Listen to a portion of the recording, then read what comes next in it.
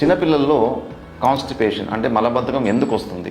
Hi, నేను doctor J Srinivas Kishore, me paediatric surgeon and paediatric urologist. So చిన్నపిల్లల constipation గల కారణాలు తీసుకుంటే మనకు చాలా కామన్గా వచ్చేది హ్యాబిచువల్ కాన్స్టిపేషన్ అంటాం. హ్యాబిచువల్ అంటే ఒక రొటీన్ సరిగా లేకపోవడం వల్ల, ఒక హ్యాబిట్ సరిగా లేకపోవడం వల్ల వచ్చే కాన్స్టిపేషన్. ఇందులో ఇంకొన్ని కారణాలు ఏంటి?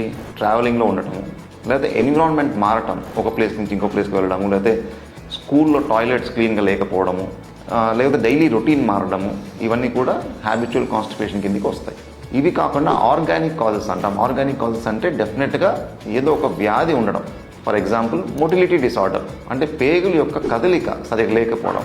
దీనికి ముఖ్యమైన ఎగ్జాంపుల్ వచ్చేసి హర్ష్మన్స్ డిసీజ్ అంటాం. ఈ వ్యాధిలో పేగులోని నర్వ్ సెల్స్ ఏవైతే ఉంటాయో గ్యాంగ్లియాన్ సెల్స్ అంటాం, అవి లేకపోవడం వల్ల కదలిక సరిగా ఉండదు. సో వీళ్ళకు మలబద్ధకం ఉంటుంది.